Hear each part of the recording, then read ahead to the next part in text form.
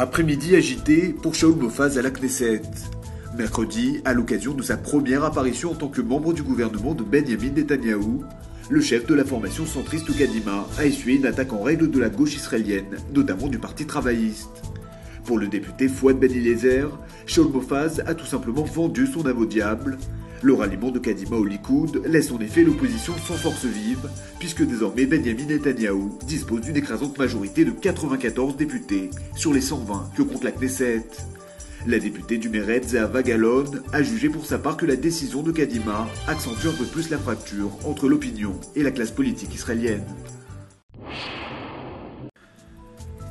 Surprise à Jérusalem, où la chef de la diplomatie européenne Catherine Ashton a rencontré ce mercredi Benyamin Netanyahou. Une visite à l'origine non programmée qui a permis au Premier ministre israélien d'être informé des tout derniers développements concernant le dossier du nucléaire iranien. À quelques jours d'un nouveau round de négociations à Bagdad avec les grandes puissances, Israël tente d'accroître la pression sur la communauté internationale. De façon plutôt inhabituelle, Benyamin Netanyahou a décidé de convier à sa réunion plusieurs cadres de son gouvernement. Outre Ehud Barak et Avigdor Lieberman, la représentante de l'UE a eu l'occasion de dialoguer avec Shaul Mofaz, le chef du parti Kadima, qui vient tout juste d'intégrer la coalition de Netanyahou en tant que vice-premier ministre. Les responsables israéliens ont soumis une liste de revendications à Catherine Ashton. Parmi elles, un ultimatum pour l'arrêt des activités iraniennes d'enrichissement d'uranium et le démantèlement du site militaire de Fordo, soupçonné d'abriter des activités clandestines. Le marché du travail se porte bien en Israël. Au mois de mars, le pays compte 44 300 demandeurs d'emploi en moins par rapport à février. À cette époque déjà, le nombre de chômeurs avait considérablement baissé. Ces chiffres ont été annoncés mardi par le ministre des Finances Yuval Steinitz sur la base d'une recherche effectuée par le Bureau central des statistiques. Steinitz a ajouté qu'au cours des 3 dernières années, date de son entrée au gouvernement, ce sont au total 270 000 Israéliens qui ont retrouvé du travail.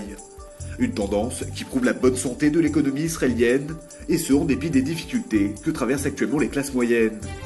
Ces dernières pourraient d'ailleurs de nouveau exprimer leur mécontentement dès cet été.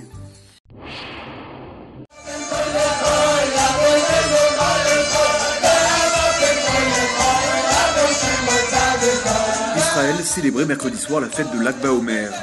Comme la tradition l'exige, des feux ont été allumés dans l'ensemble du pays, sur les plages et dans les espaces verts en particulier. Et si les adultes se donnent généralement rendez-vous pour de grands barbecues, les enfants ne sont pas en reste. Cette année, le mouvement Lubavitch organisait des festivals dans une vingtaine de localités israéliennes. À l'honneur, les enfants ont pris part à de nombreux défilés dans les rues.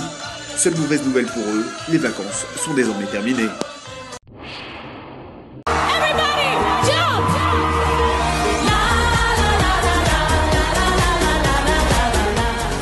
Après la chanteuse Madonna, Morrissey et les Red Hot Chili Peppers, c'est au tour de Jennifer Lopez d'annoncer qu'elle se produira en Israël d'ici l'automne. Un concert unique, probablement en octobre ou novembre prochain, qui devrait se tenir au Nokia Arena de Tel Aviv, à en croire le quotidien Yediot Aharonot. Il y a quelques semaines, J-Lo avait annoncé une tournée internationale conjointe avec Enrique Iglesias. Cependant, le chanteur espagnol ne devrait pas faire partie du voyage en Israël. Pour Jennifer Lopez, 42 ans, il s'agira de la toute première performance en Terre Sainte.